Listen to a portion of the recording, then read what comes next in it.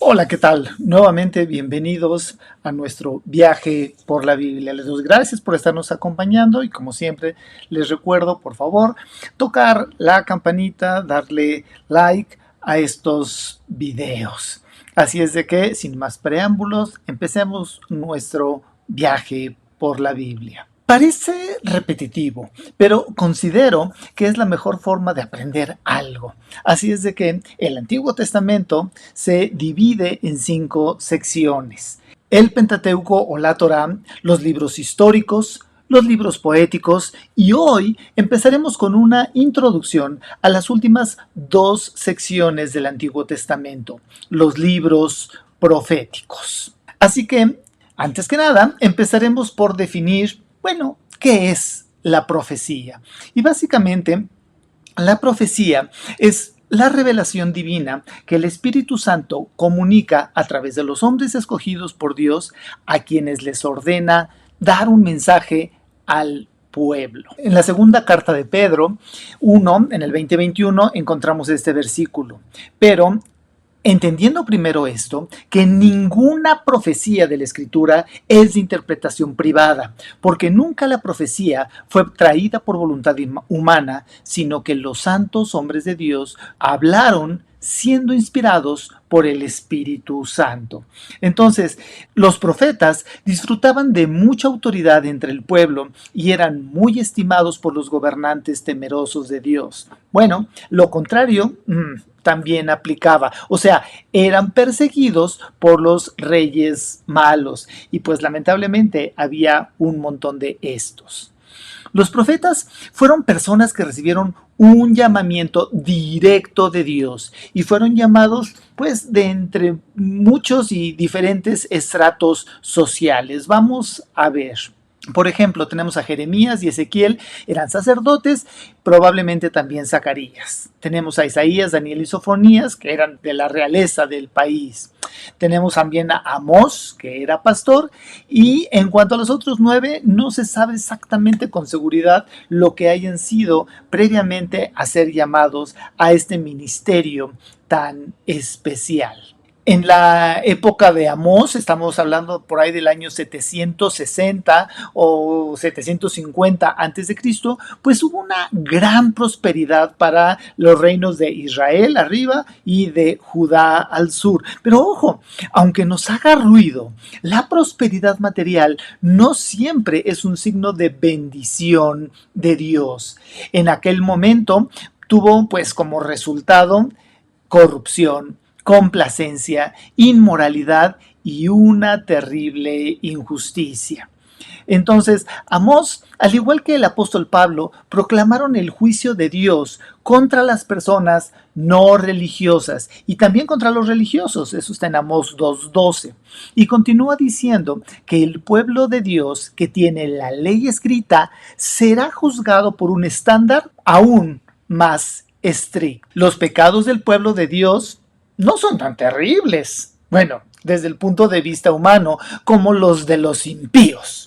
Sin embargo, el juicio contra nosotros es igual de duro, eso está en el versículo 13 y el 16, porque Dios nos ha bendecido abundantemente, eso está en el versículo 10 y 11, y yo creo que es nuestra experiencia. Y por otra parte, recordemos que Dios no categoriza el pecado.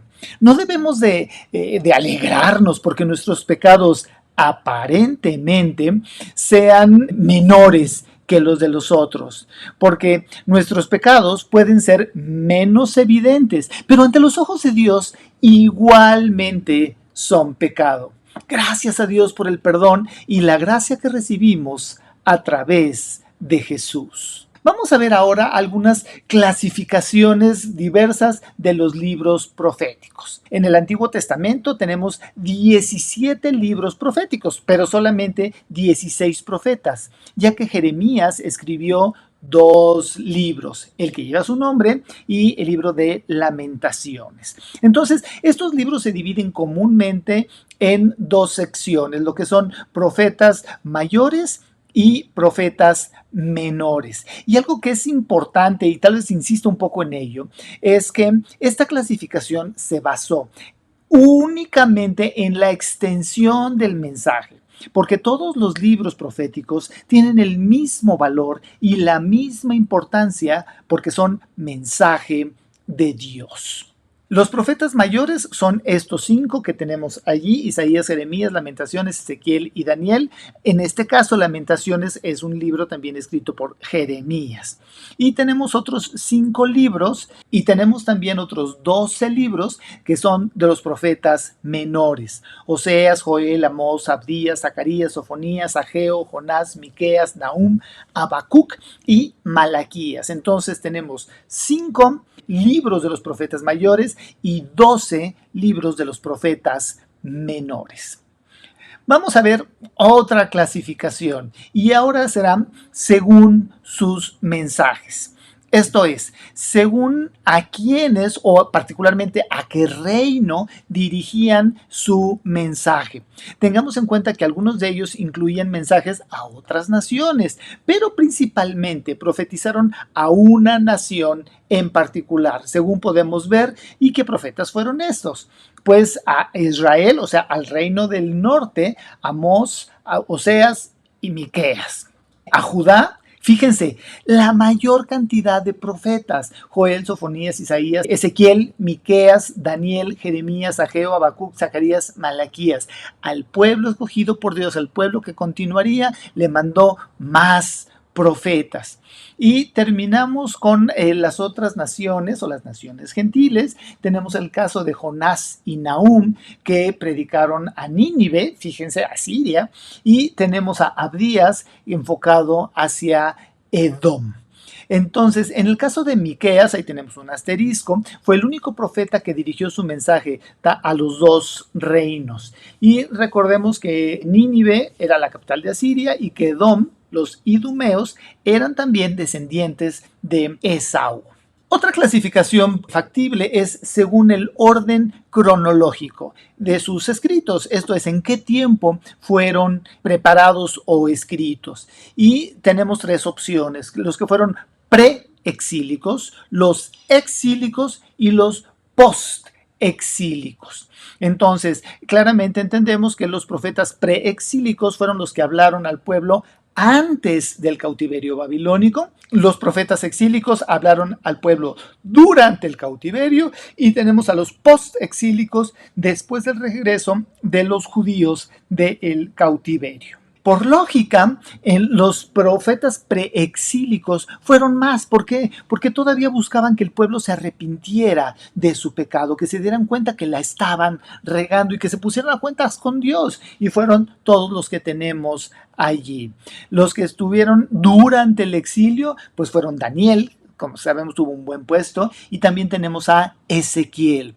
Y los que hablaron al pueblo después de que regresaron de Babilonia, a Ageo, Zacarías y a Malaquías. Pero ahora vamos a hablar de la misión de los profetas. Y básicamente, no es demasiado complicado. El profeta, pues, era el portavoz de Dios. Era enviado a proclamar un mensaje divino, el cual pues no necesariamente contenía predicciones. Nosotros ubicamos estos libros de gente que dice lo que va a pasar en el futuro, etcétera. No, eso no es el objetivo real de los profetas en la Biblia. A veces los profetas hablaban de cuestiones relativas a su propio tiempo. Eso sí, en otras ocasiones predecían sucesos en un futuro lejano, algo que pasaría en otro tiempo.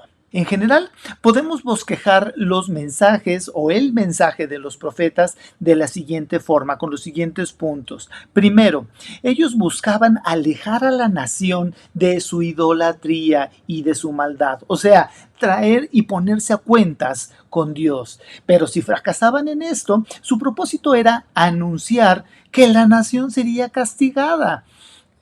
Eso no les gustaba a mucha gente, pero era su propósito, era su mensaje. Eso sí, no iba a ser destruida del todo, porque un remanente sería salvo. Remanente es una población que sobrevivió después de los 2 cautiverios. Como número 4, de en medio de este remanente vendría una influencia que se extendería por todo el mundo y traería a Jehová a todas las naciones. Esta influencia se hallaría en un gran hombre que un día se levantaría proveniente u originario de la familia de David. Los profetas le llamaban el renuevo. Del tronco de la familia nacería un vástago, un retoño tan grande que sería en sentido especial el renuevo. Vamos a aclarar este punto. Renuevo. De acuerdo con la versión Reina Valera, traduce por renuevo varios vocablos que se refieren al vástago o retoño que nace en la raíz de un árbol después de haber sido talado. En las profecías posteriores a la caída del reino de Judá, la dinastía davídica se compara con un árbol cortado, del que no queda nada más que el tronco. Pero de ese tronco y en medio de tierra seca subirá el renuevo. Eso está en Isaías 11:11 y en Isaías 53:2. Será el rey por excelencia y llevará el nombre de Jehová justicia nuestra.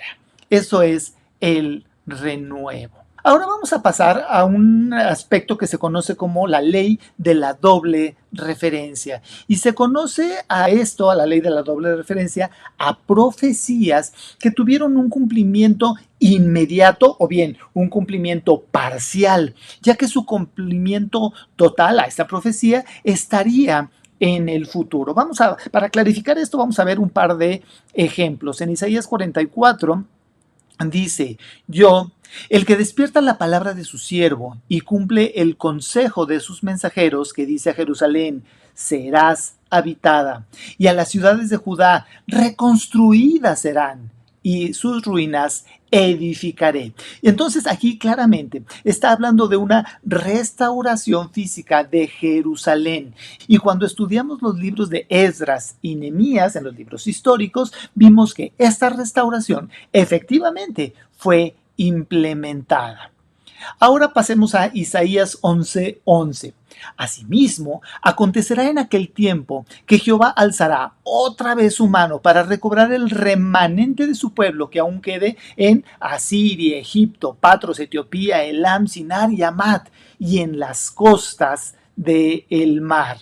En esta última cita vemos la restauración plena y permanente del remanente de Israel, lo cual será en un remoto futuro. Aún no se da completamente. Si bien el pueblo de Israel se ha formado, viniendo de todas partes, no estamos seguros que esta profecía ya esté cumplida.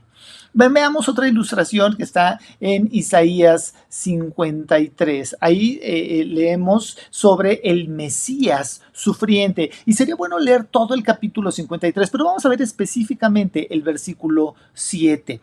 Angustiado él y afligido, no abrió su boca. Como cordero fue llevado al matadero y como oveja delante de sus trasquiladores, enmudeció y no abrió su boca. Sabemos de quién está hablando. Ahora pasamos a Isaías 2 y encontramos al Mesías reinante. Igual les recomendaría leer todo el capítulo, pero vamos a ver específicamente el versículo 2.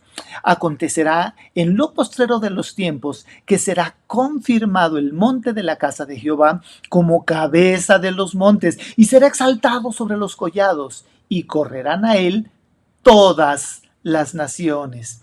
Vamos, los mismos profetas se vieron perplejos ante esta revelación de la dualidad de las experiencias del Mesías. No lo entendían, pero este misterio quedó explicado solamente después de la crucifixión y la resurrección de Cristo. Y es aquí donde podemos ver que los profetas también nos estaban hablando para nosotros en nuestra época. Pasemos al Nuevo Testamento. Saben que en este viaje a mí me gusta combinar el Antiguo Testamento con el Nuevo Testamento. Y veamos lo que dice en Primera de Pedro 1 del 10 al 12. Los profetas que hablaron de la gracia destinada a vosotros inquirieron y diligentemente indagaron acerca de esta salvación. escudriñando qué persona y qué tiempo indicaba el Espíritu de Cristo que estaba en ellos, el cual anunciaba de antemano los sufrimientos de Cristo y las glorias que vendrían tras ellos. A esto se les reveló que no para sí mismos, sino para nosotros, las cosas que ahora os son anunciadas por los que os han predicado el Evangelio por el Espíritu Santo enviado del cielo, cosas en las cuales anhelan mirar los ángeles. Dios no les reveló a los profetas que habría dos advenimientos o dos venidas de Cristo separados por un largo intervalo de tiempo. A ellos les parecía que los sufrimientos y el reinado del ungido ocurrirían en un mismo momento, en un mismo tiempo, serían secuenciales. Pero ahora nosotros entendemos que Cristo tenía que redimir a la humanidad primero, esto es, mediante el sufrimiento y su muerte en la cruz, dejarnos un tiempo y más adelante regresará por segunda vez, ahora sí, para reinar en gloria. Finalmente, hay un aspecto muy interesante que se llama el mensaje social de los profetas. Y muchos libros modernos acerca de los profetas o las profecías hacen gran énfasis en su mensaje social, su denuncia de la corrupción política, la opresión y de la podredumbre moral de la nación. Esto de que tengamos malos gobernantes no es nuevo.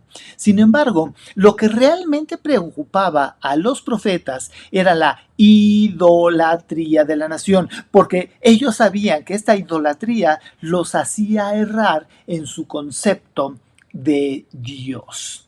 Hemos hablado y seguiremos hablando sobre la idolatría. Es un gran mal que nos aleja y que pone a otras cosas o personas en un lugar preponderante, en un lugar previo a Dios. Muy bien, ahora seguiremos con el video y vamos a hablar particularmente sobre un profeta que es muy interesante. Es un poquito largo, sobre el libro de Isaías. Algunas personas lo denominan el Evangelio del Antiguo Testamento y vamos a verlo la mitad en este video y la mitad en el siguiente. El libro del profeta Isaías. Isaías vivió en Jerusalén durante la segunda mitad del periodo del reino de Israel, y él habló a nombre de Dios a los líderes de Jerusalén y Judá. Primero que nada, él habló un mensaje sobre el juicio de Dios.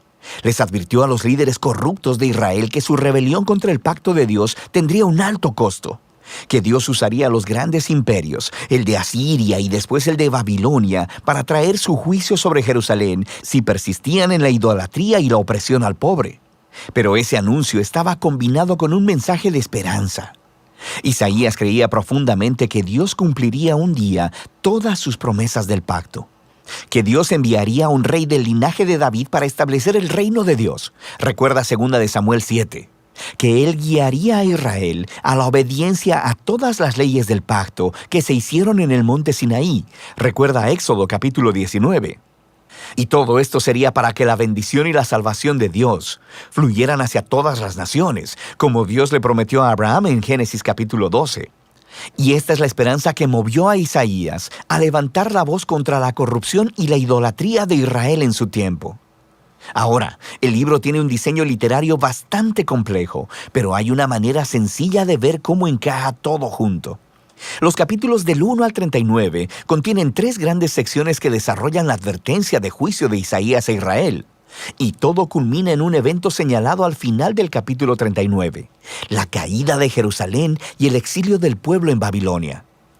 Pero en los capítulos del 1 al 39 también hay un mensaje de esperanza, de que después del exilio, todas las promesas del pacto de Dios se cumplirían. Y en los capítulos del 40 al 66 retoman esa promesa de esperanza y la desarrollan más. En este video solo nos enfocaremos en los capítulos 1 al 39. La primera sección principal se enfoca en la visión de juicio y de esperanza de Isaías para Jerusalén. Y comienza conforme Isaías acusa a los líderes de la ciudad de rebeldía contra el pacto, idolatría e injusticia. Y Dios dice que Él juzgará a la ciudad enviando a las naciones a conquistar a Israel.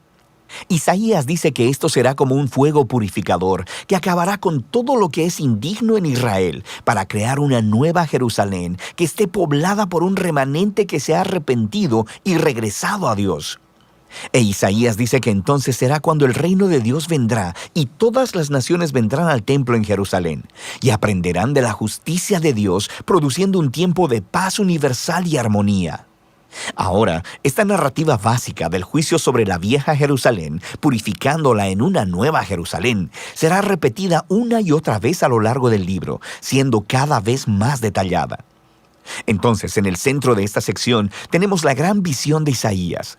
Dios sentado en su trono en el templo, y Él está rodeado por estas criaturas celestiales que están exclamando que Dios es santo, santo, santo.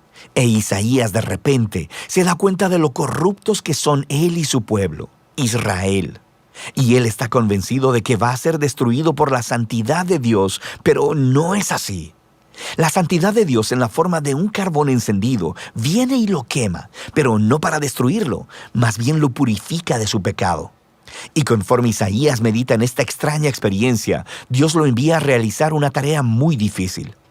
Él debe seguir anunciando el juicio venidero. Pero debido a que Israel ha llegado al punto sin retorno, sus advertencias tendrán un efecto paradójico y endurecerán al pueblo. Pero Isaías debe confiar en el plan de Dios.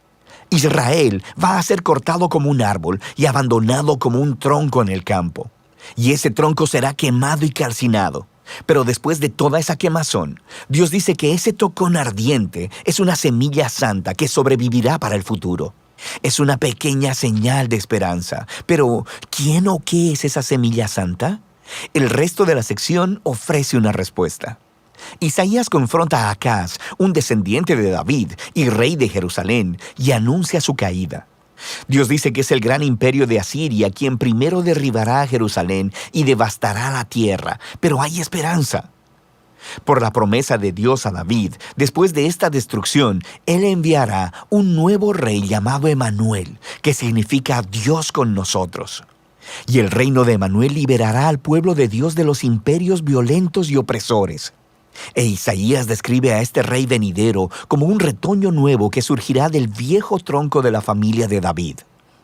Y este rey es la semilla santa del capítulo 6, y el rey será empoderado por el Espíritu de Dios para gobernar sobre una nueva Jerusalén y traer justicia para los pobres.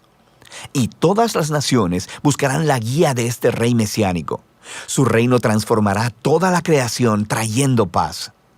Ahora, terminamos los capítulos del 1 al 12 con un entendimiento bastante bueno del mensaje de juicio y de esperanza de Isaías. Pero, ¿cuándo sucederá todo esto? Isaías vio otro imperio levantándose después de Asiria, y este es Babilonia, quien también atacaría a Jerusalén, y de hecho tendría éxito en destruirla. Y eso nos lleva a las siguientes secciones del libro. Primero tenemos una gran colección de poemas que exploran el juicio de Dios y la esperanza para las naciones. Se nos enseña primero que nada sobre la caída de Babilonia y de los vecinos de Israel. Isaías podía ver que el poder mundial de Asiria sería un día reemplazado por el imperio de Babilonia, una nación todavía más destructiva y arrogante. Y los reyes de Babilonia decían que eran más grandes que todos los otros dioses, así que Dios promete hacer caer a Babilonia. Y no solo Babilonia, Isaías nombra a los vecinos de Israel, acusándolos a todos de la misma clase de orgullo e injusticia, y predice su ruina eventual. Pero recuerda, para Isaías, el juicio de Dios nunca es la última palabra, ni para Israel ni para las naciones. Y eso nos lleva a la siguiente sección, que es una serie de poemas que cuentan la historia de dos ciudades. Está la ciudad enaltecida, que se ha exaltado a sí misma por encima de Dios y se ha vuelto corrupta e injusta. La ciudad es un arquetipo de la humanidad rebelde, y se describe con un lenguaje que se toma prestado de las descripciones anteriores de Isaías de Jerusalén, Asiria y Babilonia, puestas todas juntas. Esta ciudad está destinada a la ruina y un día será reemplazada por la nueva Jerusalén, donde Dios reina como rey sobre una humanidad redimida, proveniente de todas las naciones, y no hay más muerte o sufrimiento. Estos capítulos son el clímax de esa sección y muestran cómo el mensaje de Isaías apunta mucho más allá de su tiempo. Era un mensaje para todos los que están esperando que Dios traiga justicia sobre los reinos violentos y opresores, y que traiga su reino de justicia, paz y amor sanador. La siguiente sección regresa el enfoque al ascenso y al descenso de Jerusalén. Y primero encontramos un conjunto de poemas donde Isaías acusa a los líderes de Jerusalén de volverse a Egipto para obtener protección militar contra Asiria. Él sabe que ese tiro le saldrá por la culata, e Isaías dice que solo confiar en Dios y el arrepentimiento puede salvarlos ahora, lo que se ilustra con la historia del ascenso de Ezequías, rey de Jerusalén. Justo como predijo Isaías, los ejércitos asirios vienen e intentan atacar la ciudad.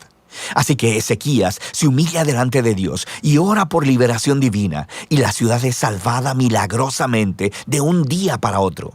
Pero el ascenso de Ezequías es seguido inmediatamente por su caída. Él recibe a una delegación de Babilonia e intenta impresionarlos al mostrarles los tesoros, el templo y los palacios de Jerusalén. Es claramente un esfuerzo para hacer otra alianza política para recibir protección. Isaías se entera y confronta a Ezequías por su necedad. Él predice que este aliado un día lo traicionará y regresará como enemigo para conquistar Jerusalén. Y sabemos por Segunda de Reyes, capítulo 24 y 25, que Isaías tenía razón. Más de 100 años después, Babilonia traicionaría a Jerusalén, vendría y destruiría la ciudad, su templo, y llevaría a los israelitas en exilio a Babilonia. Y así, todas las advertencias de juicio divino de Isaías, en los capítulos del 1 al 39, llevan hasta este momento. Se demuestra que él es un verdadero profeta, porque todo sucedió como él dijo. Pero recuerda que el propósito del juicio de Dios era purificar Jerusalén y traer la semilla santa y el reino mesiánico sobre todas las naciones. Y esa es la esperanza que se explora en la siguiente parte del libro. Pero por ahora, de eso tratan los capítulos 1 al 39 de Isaías. Espero que les haya gustado este video y ahora tenemos un texto que vale la pena memorizar. Hemos dicho que es importante tener parte de la escritura en nuestros corazones y en nuestra mente. Dios es espíritu y quienes lo adoran deben de hacerlo en espíritu y en verdad. Dios quiere que lo adoremos, Dios quiere que lo alabemos, Dios quiere que le demos el primer lugar en tu vida, en mi vida. Les deseo que tengan una muy buena semana.